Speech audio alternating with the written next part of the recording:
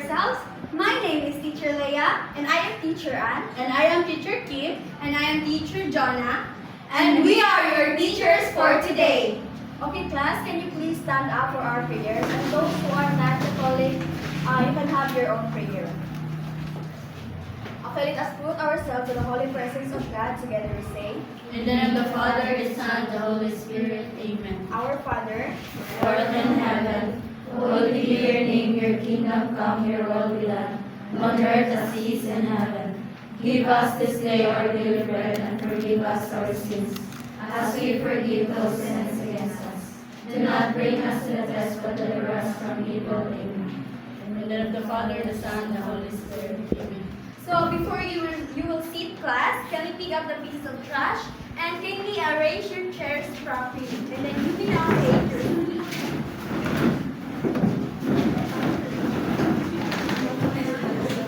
So, okay class, so let's check your attendance, okay? When I call your last name, raise your right hand and say, here teacher, okay? Yes, teacher. Abalos, Here, teacher. Acruz, Dear teacher, Aguilar, Here, teacher. Algarme, dear teacher, Aliviado, dear teacher, Artajo Laika, dear teacher, Atamosa, dear teacher, Banate, dear teacher, Bantoy, dear teacher, Batoktoy, Here, teacher. Baiki, Here, teacher. Bainos, dear teacher, Belonta, Here, teacher.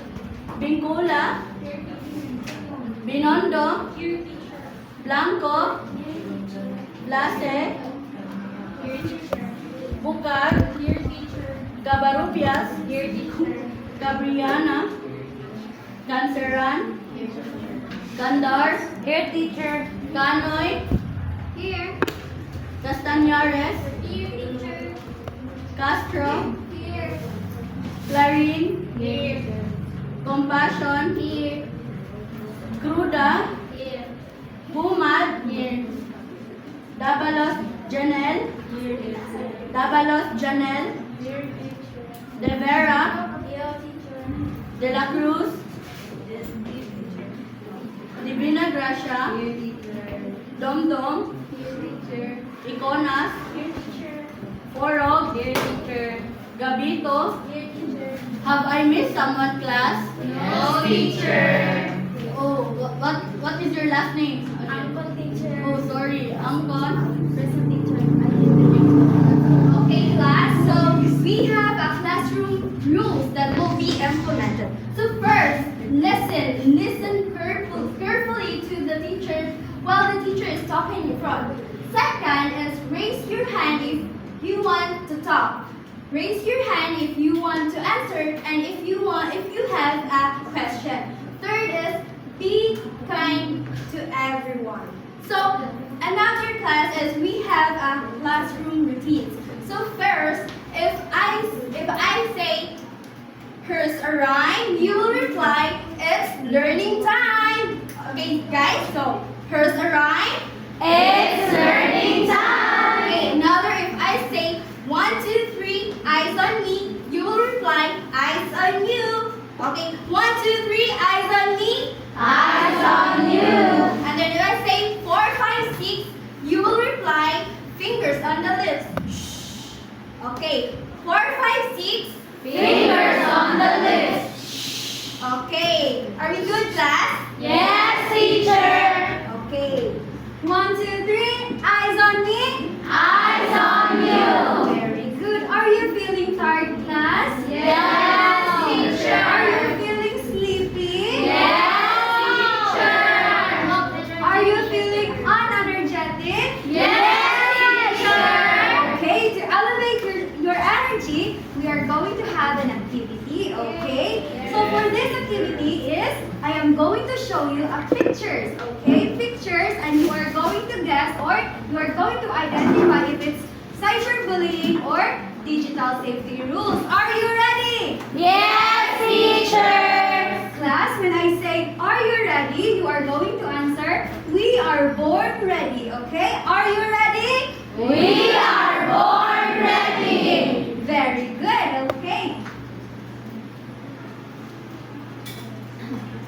Okay.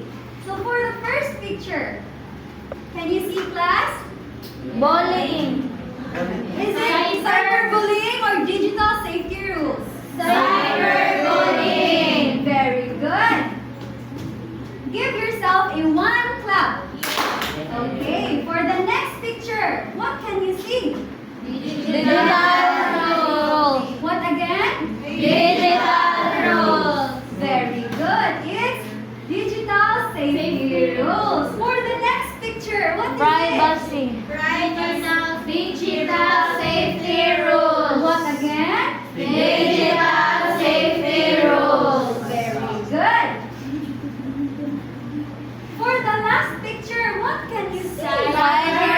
Cyberbullying. Very good. Cyberbullying. Give yourself a two clap. Very good. So, based on the activity that we did, what do you think will be our topic for today? Technology. Cyberbullying. I about bullying. Digital safety Okay, rules. raise your hand if you want to answer. Me, teach. Okay, Laika. I think teacher is cyberbullying and digital safety rules. Very good. Give Laika a very good clap. This is how you do a very good clap. 1, 2, 3. Very. 1, 2, 3. Good. 1, 2, 3. Very, very good. Okay, let's give Laika a very good clap. 1, 2, 3. Very. 1, 2, 3. Good. 1, 2, 3. Very, very good. Okay. Okay, our topic for today is about digital safety rules and cyberbullying. So, what comes in your mind when you hear the word digital safety? Anyone? Yes, Carla? From the word digital teacher, the first comes into my mind is about technology, computer, or maybe internet. Very good. So, let's give Carla a very good clap. This is how we do a very good clap class. 1, 2, 3. 1, 2, 3. Very, very good. Okay, it's your turn, class. 1, 2, 3. 1, 2, 3. Very, very good. Okay. So, digital safety rules. Who wants to read?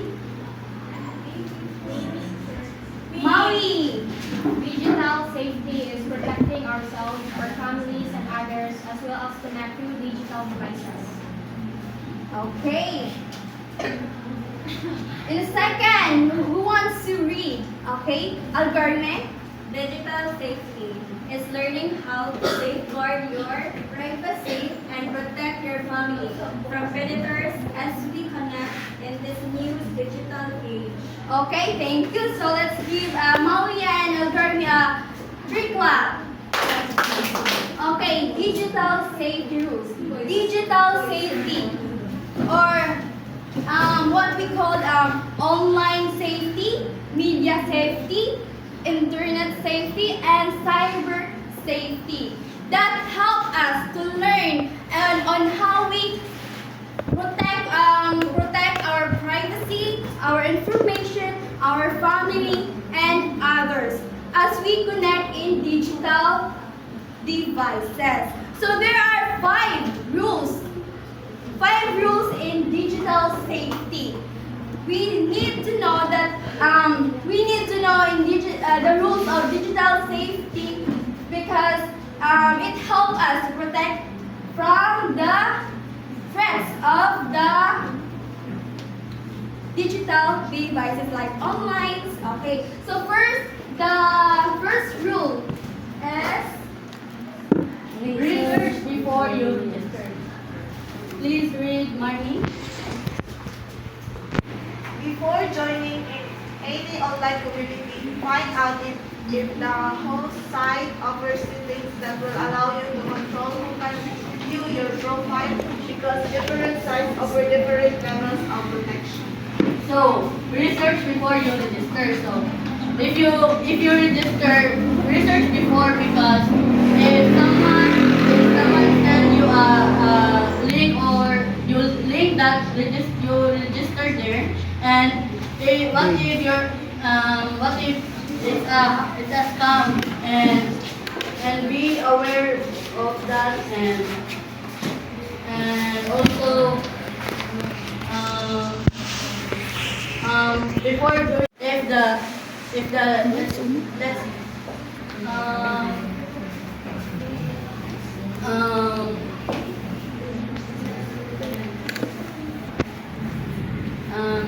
and who can control who view your profile or your account.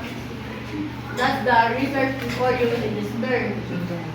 So, and rule number 2, discriminate. Please read Benny. Discriminate. Seek the online activity that doesn't require your full name or contact information. Always be skeptical of a site that asks for your email, credit card number, or home address. Hacker can only access the information provided over the web. So, discriminate. Discriminate is avoid sharing your personal details, and if you're sharing your personal, make sure that you share that person is trustworthy. Yes, and safety for your account also. So next is rule number 3. Think before typing. Who wants to read?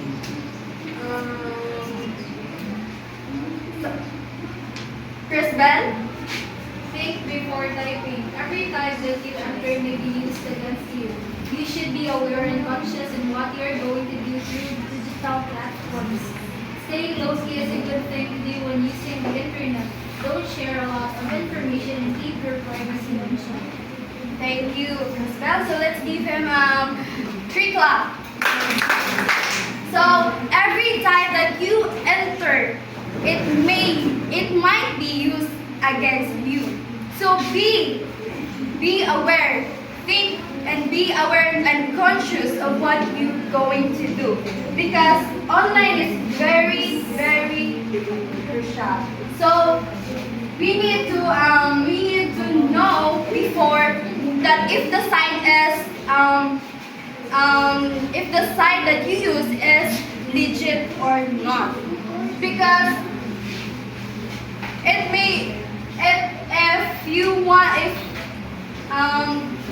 your action can lead you to a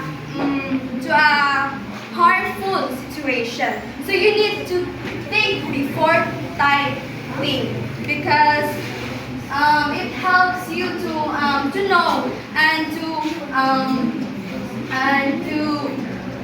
have a good situation, and while you are using digital devices. Staying low key is a good thing that you can do. So next is required ID. Who wants to read? Alright, Laika. Required ID. Some sites might require for your verification purposes. Be sure to remember rule number 1 when you come up at this point. Only use your ID if the site is verified and legit. Do some background speculation and trust your guts after gaining information. Okay, thank you, Laika. Let's give you a 3 clap. Okay, so required ID. Some sites might be required ID for verification purposes, but make sure that you already know and you remember the rule number 1. What is the rule number 1 again? Anyone take the freebie? Okay, think before you click. Rule number 1. Research before you register. So, if you need to research if the site that you are using is legit ba, you need to maghanap ka na information para malaman mo if that site is legit ba, para hindi ka ma-scam. dapat you need to know the background of that site before you use your ID. So next, Rule number 5. Trust your gut. Please read. Charming. trust your gut. If you encounter a situation that feels uncomfortable or wrong, there's a good chance that something's up. Anytime you feel threatened by a person or situation on the web, don't hesitate to report it to your parents, the police, or site administrators. Thank you, Charming. Please give Joe clap. So, trust your gut. So, if you encounter a situation that feels uncomfortable or wrong, so there's possible na merong ganyan. So, if you feel uncomfortable, like in the internet, in the online, like Facebook, so you tell the admin of the online and the police or parents right away for the awareness.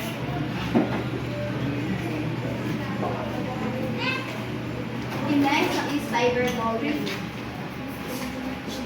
Okay, 1, 2, 3, eyes on me. Eyes on you. Okay, without reading the text, when you hear the word cyberbullying, what comes into your mind? Anyone? Maui. Cyberbullying for me, teacher, it means bullying in online.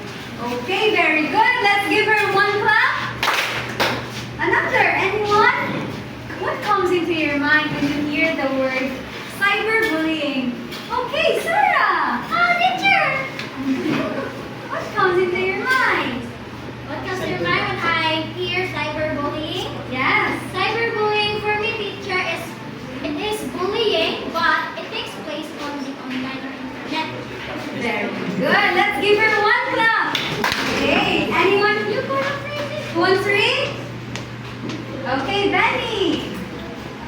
Cyberbullying is bullying that takes place over digital devices like cell phones, computers, and tablets. Very good. Let's give her one clap.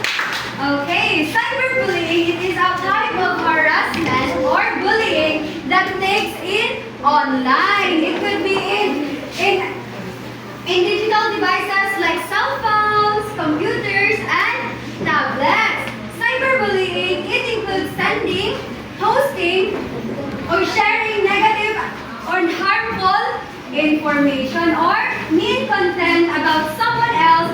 It can include sharing personal or private information about someone else, causing embarrassment or humiliation. So cyberbullying, it could include threats, mean words, embarrassing pictures, or any harmful words. Okay. So in cyberbullying, it is bullying that is conducted online, and it includes sending or posting, sharing negative or harmful or false or mean content. Okay, understood? Yes, teacher. Okay, so cyberbullying again. Who wants to read? Okay, Ira. Cyberbullying can harm the online reputation of everyone involved, not just the person being bullied, but those doing the bullying or perpetrating. Very good. Let's give her one clap. Okay. In online world class, in our online world, there is something that we call online reputation. So in online reputation, what you post or what the individual posts or shares online creates a record that would impact his online reputation. So we should be mindful when we post something or we do something online, because it would create a record that would affect our online reputation. Okay? And also, cyberbullying can harm not just emotionally class. Okay? So cyberbullying would also harm online reputation, not just the one that is being bullied, but also the one who is bullying or the person that is involved in the bullying. Okay, understood? Yes, teacher. Very good. Okay, in cyberbullying, there are concerns. There are unique concerns. It could be persistent. And second is permanent. And the last is hard to notice. Persistent, who wants to read? Angeli? Persistent. Digital devices offer an ability to immediately, continuously communicate 24 hours a day. So it can be difficult for children experience cyberbullying to find relief. Okay, when we say persistent is paulit-ulit. For example, is for example, you are the victim of cyberbullying. And then, if your pictures or your videos are posted in public online spaces, is there's a possibility na hindi na mabura yun. Persist is wherever you in your personal lives. So even if you going home, so it follows, cyberbullying is follows you. So that is persist. So second is permanent. So kindly read Ashley. Permanent. Most information communicated electronically is permanent and public if not reported and removed. A negative online reputation, including for those who bully, can impact college admissions, employment, and other areas of life.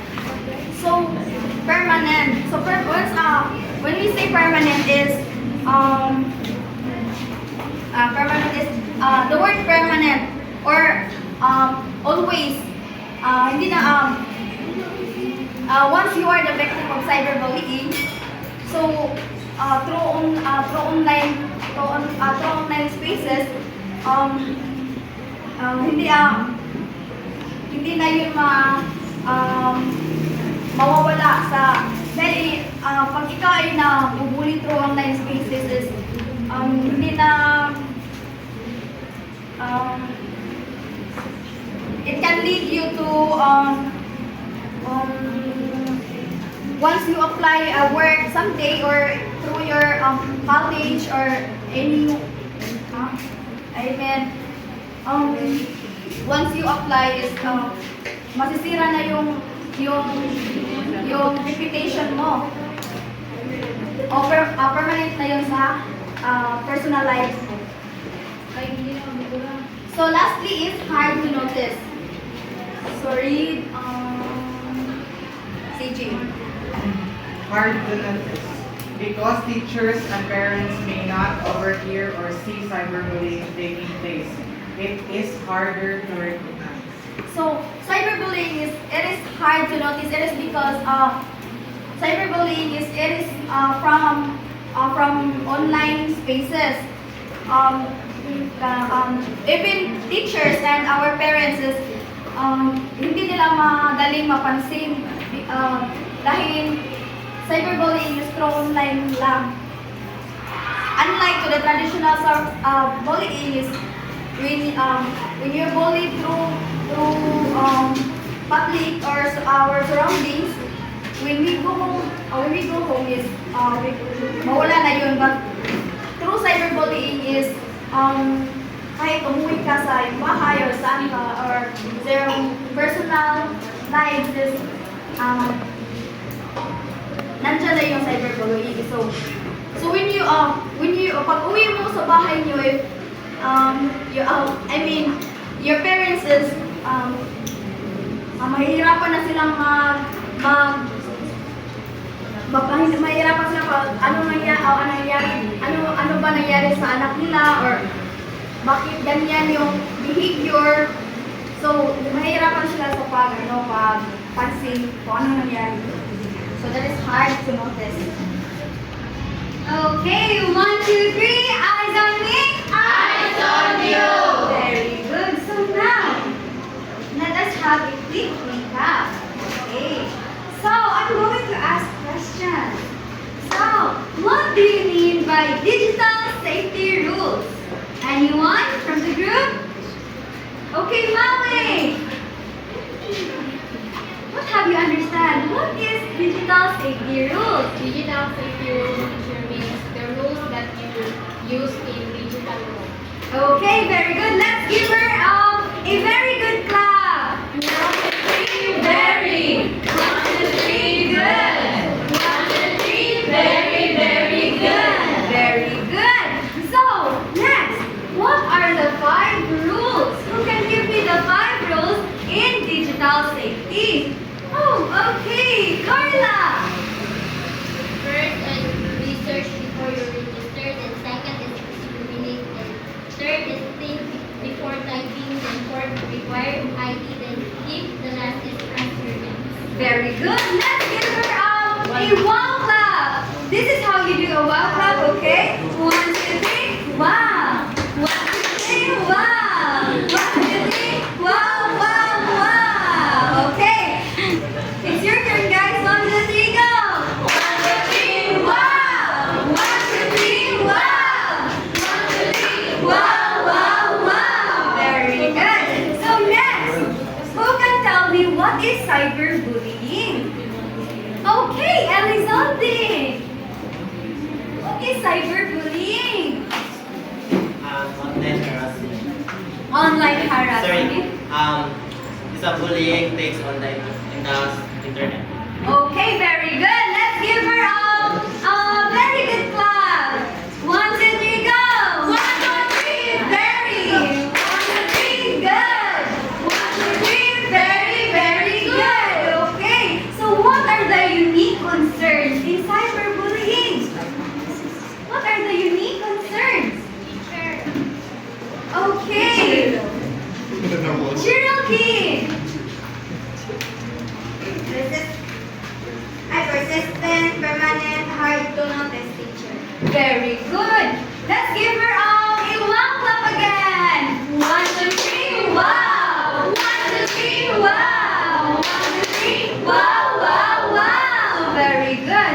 So class, why do you think that we should, what is the importance of knowing what is cyberbullying and knowing what are the digital safety rules? Why do you think it is important? Respect. Okay. What do you think or why do you think that learning cyberbullying or knowing what is cyberbullying and learning what are the different digital safety rules is important? I think knowing what cyberbullying is important because for you to be aware and cautious of your actions in the digital world, as well as knowing the safety rules and digital safety rules are also important so that you can prevent unnecessary events like scam and more. Okay, very good. Let's give her a very, very good clap. This is how you're going to do a very, very good clap. 1, 2, 3, go. 1, 2, 3, very. 1, 2, 3, very. 1, 2, 3, very, very good. Okay, 1, 2, 3, go. 1, 2, 3, very. 1, 2, 3, very. 1, 2, 3, very, very good. Okay, so now that you have understand our topic, I am going to give you an activity to fully test if you have understood the topic. Are you ready?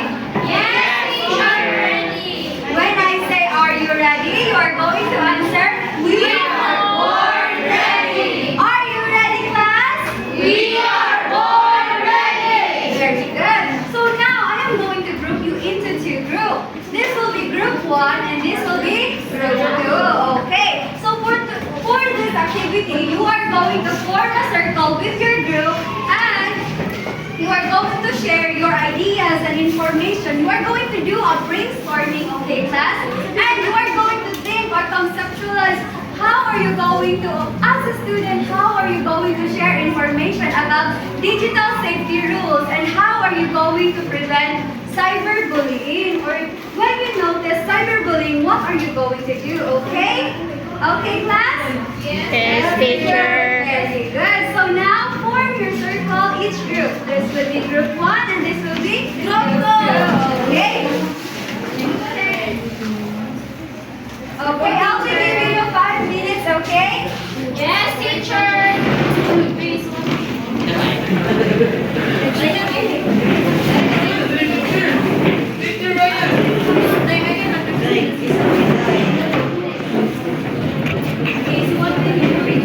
How can you prevent cyberbullying? How to prevent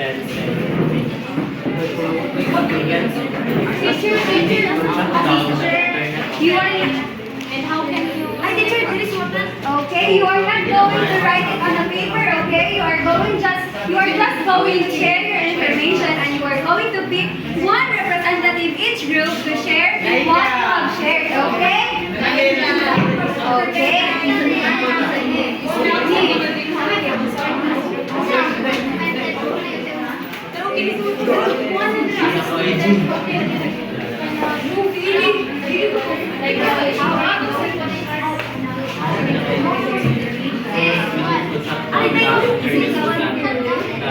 All people cannot use the internet.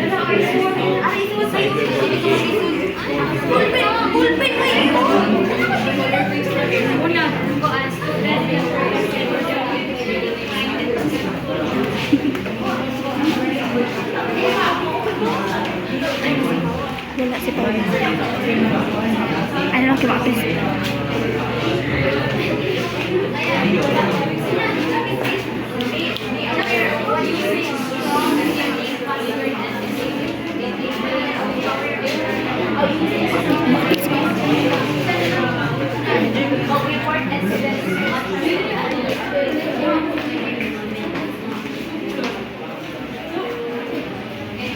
Okay, time is up. Who is the representative for group 1? Maui. Maui, okay, come here in front, Maui.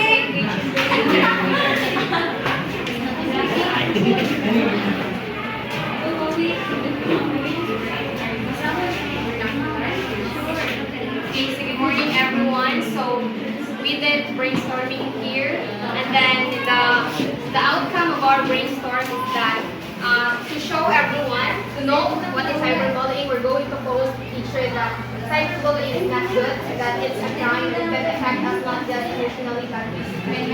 And then if we see or see that there is cyberbullying that happened, so what we're going to do is to approach that person and tell them that cyberbullying is not good, that yeah, it's not good. Okay, very good. Let's give group 1 a very good round. Okay. 1, 2, 3, very. 1, 2, 3, good. 1, 2, 3, very, very good. Okay, for group 2. Okay, Laika, come here in front. Okay, teacher. What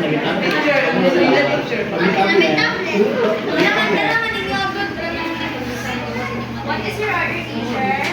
Here you go. So, good morning everyone.